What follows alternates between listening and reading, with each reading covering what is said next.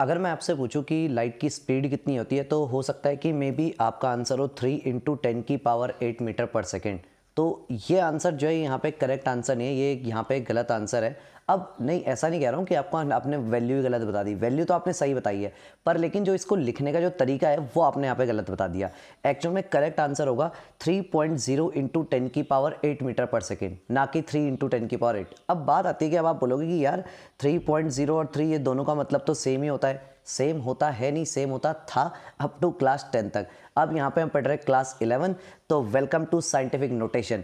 तो आज की वीडियो हम पढ़ने जा रहे हैं यहाँ पे साइंटिफिक नोटेशन के बारे में कि क्या चीज़ होती है। यहाँ पे देखो हमारे पास में क्या होता है, फिजिक्स और केमिस्ट्री के अंदर या कोई भी मतलब साइंस के अंदर क्या होती है, बहुत बड़ी बड़ी वैल्यूज़ भी होती है और बहुत सारी छोटी छोटी वैल्यूज़ भी होती हैं। अब जो बहुत सारी जो बड़ी वैल्यूज़ हैं और जो छोटी वैल्यूज़ है, अब देखो छोटी अगर कोई वैल्यू बहुत ज़्यादा छोटी वैल्यू है उसे मुझे किस तरीके से लिखना पड़ेगा, 0.0000 इस तरीके से, और बहुत आगे वहाँ लंबा चला जाएगा। फॉर एग्जाम्पल कोई बहुत बड़ी वैल्यू है तो उसके पीछे बहुत सारे नंबर होंगे, जैसे वो लाइट की स्पीड ही थी। अगर मैं वहाँ पे नॉर्मली उसको नहीं लिखता ऐसे, तो मेरे को वहाँ पे क्या लिखना पड़ता है इस जगह पे कि यहाँ पे 3 के पीछे फिर 8 जीरो लगाने पड़ते, इतने सारे जीरो लगाने पड़ते। तो ये इशू यहाँ पे आता है इस तरीके से। अब ये सब चीज़ों से बचने के लिए हमने एक तरीका ढूंढा है जिसको हम क्या बोलते हैं यहाँ पे, साइंटिफिक नोटेशन। नाम में ही साइंटिफिक वो आ रहा है क्योंकि साइंस के अंदर लिखने वाली जो बड़ी बड़ी वैल्यूज़ और छोटी छोटी जो वैल्यूज़ है उनको इस तरीके से लिखते हैं, इसलिए इसको हमने बोला यहाँ पे साइंटिफिक नोटेशन। ठीक है, अब आता है जैसे नेक्स्ट अगर हम यहाँ पे बात करें कि पहली बात तो अगर कोई बोले कि यहाँ पे साइंटिफिक नोटेशन होती क्या चीज़ है, तो जैसे कि यहाँ पे लिखा ही हुआ है कि ये एक एक्सपेरिमेंटल नोटेशन है, मतलब कि एक्सपेरिमेंट वगैरह से जो भी वैल्यूज़ आएंगी उनको लिखने का एक तरीका है, जिसके अंदर हम यहाँ पे क्या करेंगे, दो चीज़ें होती हैं। यहाँ पे लिखने का तरीका होता है n × 10⁻n। ठीक है, तो ये हो गया। अब n × 10⁻n जो n है, सबसे आगे आता है कैपिटल N, ये एक कोफिशिएंट होता है, यहाँ पे कोई भी एक नंबर आएगा, और पीछे आता है 10⁻n। मतलब कोई भी नंबर है ना, अगर वो बहुत बड़ा नंबर है उसको जो है वो 10 की पावर की फॉर्म में लिखो, 10 की पावर पॉजिटिव में लिखो, नेगेटिव में लिखो, डिपेंडिंग अपॉन की क्या वैल्यू है। तो वही यहाँ पे बताया गया है।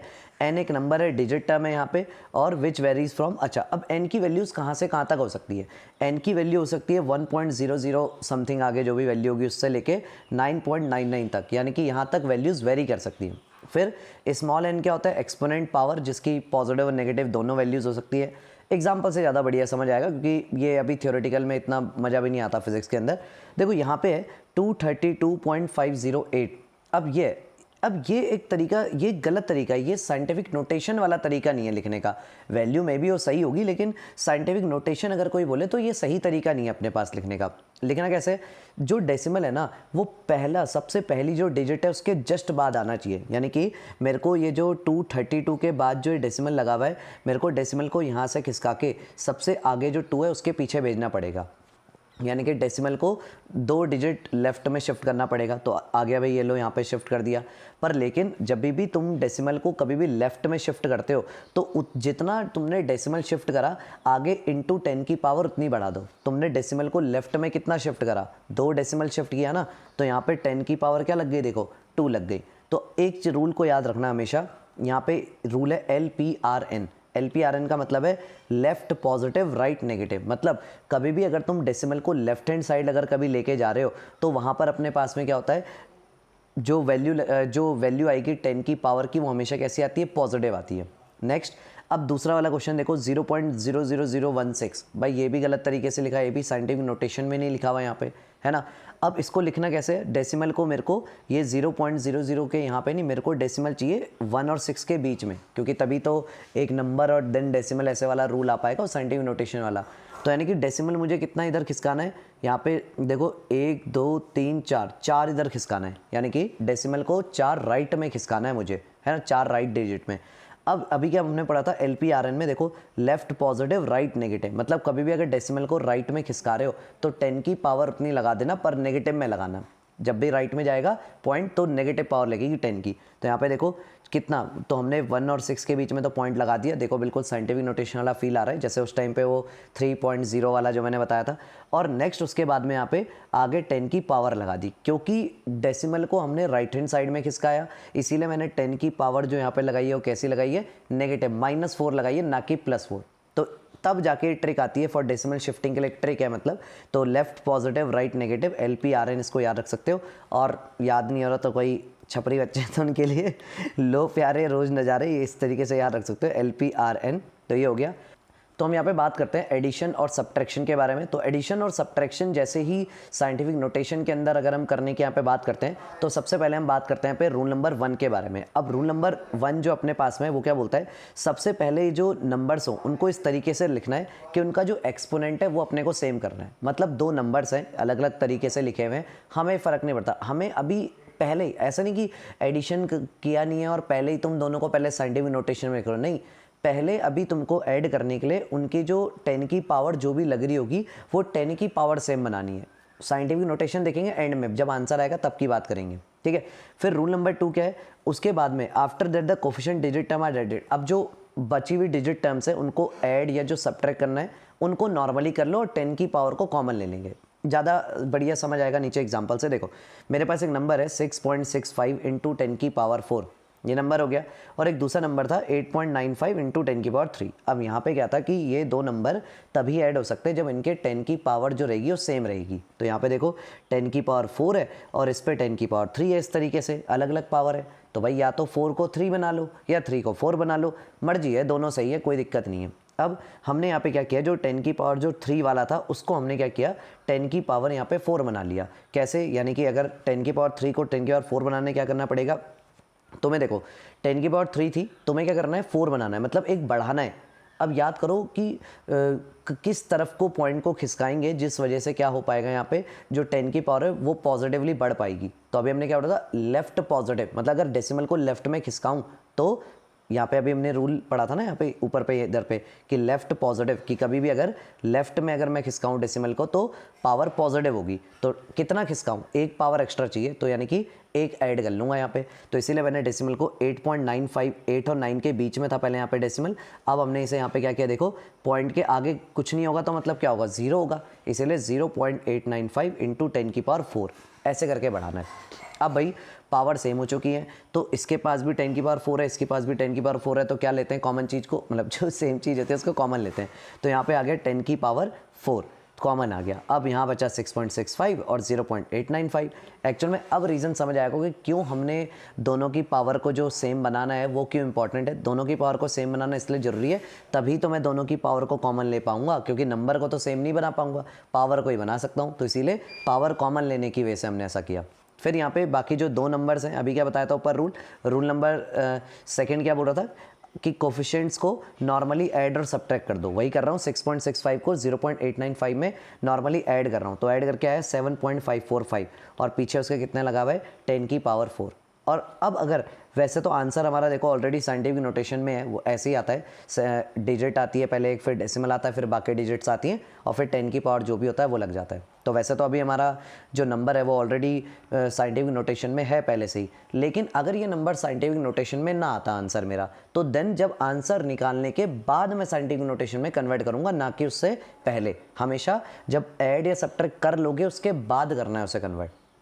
अगला वाला है, यहाँ पे एक नंबर है 2.5 इंटू 10 की पावर -2 और 4.8 इंटू 10 की पावर -3। इन दोनों नंबर को अपने को सब्ट्रैक्ट करना है। सब एडिशन सब्ट्रैक्शन का सबसे पहला रूल क्या है, पहले तो उनकी जो 10 की पावर जो भी है उसको सेम बना लो। पहले भाई सेम बनाया, भाई एक की पावर है -2, एक की पावर है -3, ठीक है, ये हो गई, 2 अलग अलग पावर है। तो भाई मर्जी है, तो हमने यहाँ पे 10 की पावर जो -3 है उसको चेंज कर रहा है यहाँ पे फिलहाल के लिए। तुम 10 की पावर जो -2 ये वाला था इसको भी चेंज करके 10 की पावर -3 बना सकते थे। अब -3 है और तुम्हें -2 बनाना है, मतलब -3 में +1 एक ऐड करना है, तभी -2 बनेगा। पॉजिटिव पावर कब आती है, जब डेसिमल को लेफ्ट में खिसकाते हैं, left positive right negative, LPRN rule जो पढ़ा था अभी।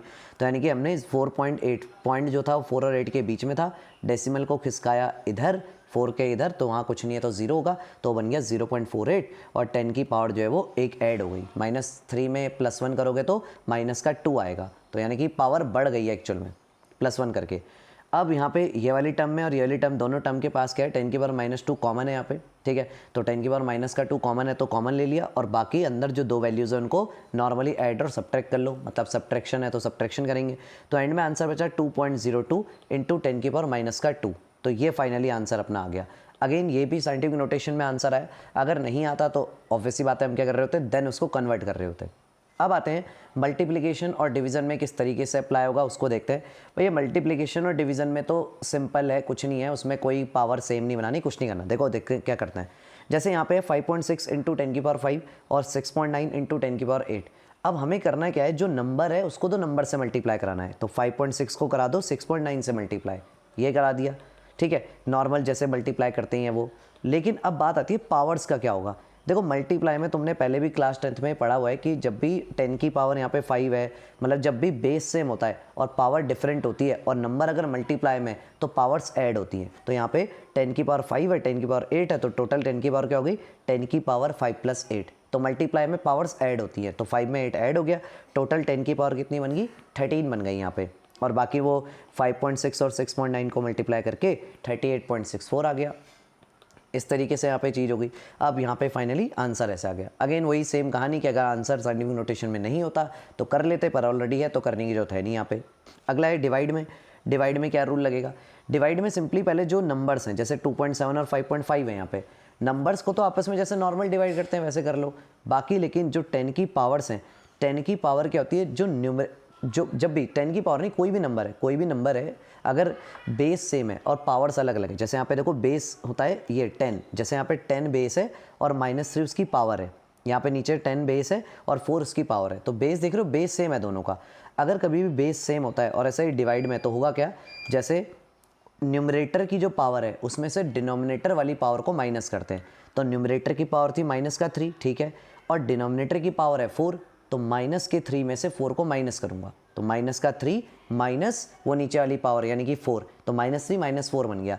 अब यहाँ पे क्या हो, -3 और -4 दोनों ऐड हुए क्योंकि माइनस माइनस प्लस होता है, तो 10 की पावर -7 यहाँ पे आ गया। अब उससे पहले एक और चीज़ है, जैसे यहाँ पे जब हमने डिवाइड किया तो देखो अब की बार आया डिवाइड करने पे, यहाँ पे आंसर कैसा है 0.4909, यहाँ पे ये आंसर आया देखो। पर क्या ये साइंटिफिक नोटेशन में है, नहीं ये नहीं है, क्योंकि साइंटिफिक नोटेशन में एक डिजिट फिर डेसिमल और फिर बाकी डिजिट्स और देन 10 की पावर ऐसे करके, पर यहाँ पे तो 0 पॉइंट समथिंग आ रहा है, गलत है मतलब, ठीक है। इसका मतलब डेसिमल को हमें खिसकाना पड़ेगा 4 और 9 के बीच में। तो जब भी 4 और 9 के बीच में यहाँ पे खिसकाना पड़ेगा, तो यानी कि राइट में खिसकाना है अपने को।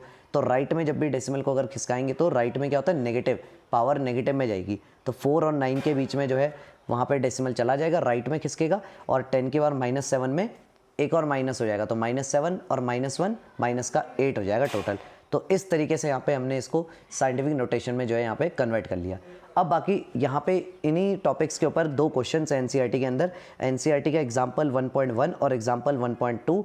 अब ये दोनों के दोनों एग्जाम्पल्स को करना इसके बाद, और बाकी आज की वीडियो में कोई अभी फ़िलहाल कोई क्वेश्चन मिला नहीं मुझे अभी फ़िलहाल, एक्चुअली मिला क्या नहीं, भूल गया, मतलब ध्यान से निकल गया इस वीडियो में कोई क्वेश्चन डालना, ठीक है। बाकी कोई नहीं, एग्जाम्पल्स तो है ही एनसीईआरटी के, बिना देखे उनको करना भाई, वही क्वेश्चन है, बताना हो रहे हैं नहीं हो रहे, क्या हो रहा है मतलब यहाँ पे।